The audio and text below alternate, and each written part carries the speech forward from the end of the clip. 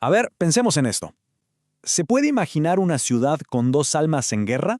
Bueno, esa fue Córdoba, en Argentina, durante décadas. Y no una guerra con cañones, sino una batalla mucho más profunda. Una lucha por su identidad. De un lado, la tradición más arraigada. Del otro, una rebeldía que quería cambiarlo todo. Dos formas de ver el mundo que chocaron de frente para definir el futuro de toda una provincia. Por un lado teníamos a la Córdoba de las campanas. Pensemos en el poder de la tradición, el orden de las familias patricias y una fe católica que estaba en absolutamente todo. Y por el otro, la Córdoba rebelde, esa que nació con la reforma universitaria, que hablaba de ciudadanía, de derechos, de una democracia laica. Y claro, estas dos Córdobas no podían simplemente convivir, eran como el agua y el aceite. Ahora vamos a ver por qué. Para meternos de lleno en esa Córdoba tradicional, primero tenemos que entender su columna vertebral, la Iglesia. Pero ojo, no solo como una institución de fe, sino como un poder político enorme, que se sostenía sobre una idea muy concreta, el clericalismo. Y aquí está el punto clave, ¿eh? El clericalismo no es para nada lo mismo que tener fe.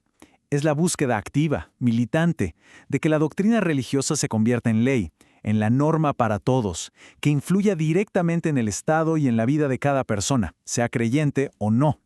¿Se imaginan que las leyes de un país se dictaran siguiendo los dogmas de una religión? Bueno, de eso justamente estamos hablando.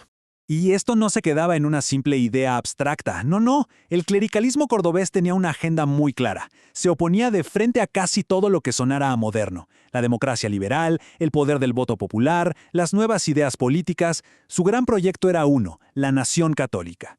Una nación que debía ser protegida de cualquier amenaza e incluso estaban dispuestos a apoyar a grupos de choque para defenderla. Y esta resistencia, miren, no eran solo discursos, ¿eh? Se metían en todo. ¿Construir un dique para crear progreso? No. Un momento. Si Dios hubiera querido un lago ahí, lo habría creado. Educación laica y trabajo para las mujeres, una locura, una amenaza directa al orden tradicional de la familia. Igualdad de derechos para todos los hijos sin importar su origen, impensable. Cada uno de estos ejemplos nos muestra que su proyecto lo abarcaba todo, buscaba controlar la política y la vida misma. Pero como siempre pasa en la historia, a una fuerza tan grande se le opone otra. Y en la Córdoba de los años 30, esa resistencia tenía nombre y apellido: Amadeo Sabatini. Su gobierno fue, para el orden clerical, una amenaza directa, casi existencial. Es que el gobierno de Sabatini era literalmente la pesadilla del clericalismo. Piensen, mientras casi toda Argentina vivía bajo el fraude de la década infame, Córdoba se convirtió en una especie de isla democrática. Se defendían las libertades públicas, la educación era laica, moderna, fuera del control de la Iglesia, había políticas a favor de los trabajadores. Y la gota que rebalsó el vaso, ¿saben qué hizo? Le dio vía libre al Partido Comunista para que actuara legalmente. Imagínense el escándalo. Cada una de estas medidas era una declaración de guerra. A ver, con dos mundos tan opuestos, el choque era cuestión de tiempo. Y la política de Córdoba se transformó, básicamente, en un campo de batalla. Uno que además reflejaba los grandes conflictos que se estaban viviendo en el resto del mundo en esa época. La estrategia del bando clerical fue, simple pero brutal. Desde su tribuna, el diario Los Principios, la jugada era clara: no presentar a Sabatini como un rival político, sino como un enemigo de la patria. La acusación era tremenda. Era un agente de Moscú, un peligro extranjero que venía a destruir la nación y la fe. Y la respuesta del sabatinismo, por supuesto, no se hizo esperar. Fue igual de dura. La lógica fue: si a nosotros nos acusan de comunistas, entonces ustedes son fascistas. Y ojo, no era un invento. Tenían con qué sostenerlo. El apoyo abierto al bando de Franco en la Guerra Civil Española y la admiración por la Italia de Mussolini que se publicaba sin ningún pudor en la prensa católica. Lo que tenemos acá, en definitiva, es un diálogo de sordos. Ya no había debate de ideas, solo acusaciones cruzadas. Para los clericales, Sabatini era el caos, el comunismo. Para los sabatinistas, sus opositores eran el fascismo puro y duro. Ya no se veían como adversarios, sino como enemigos a muerte que debían ser eliminados. La cosa se había puesto muy seria para la democracia en Córdoba. Y bueno, en un choque de trenes de este calibre, algo se tenía que romper, ¿no? Y la famosa Isla Democrática de Sabatini, la verdad, era bastante frágil.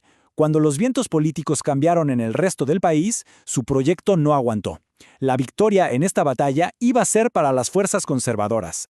Y ese punto de quiebre fue el golpe militar de 1943. Al barrer con el gobierno democrático, le dejó la cancha libre, servida en bandeja, al proyecto clerical. Y créanme que no perdieron ni un segundo en lanzar su contraofensiva para restaurar el orden que sentían que habían perdido. Entonces, ¿cómo se desarma un proyecto así? Un proyecto progresista. Pues, de manera sistemática, paso a paso.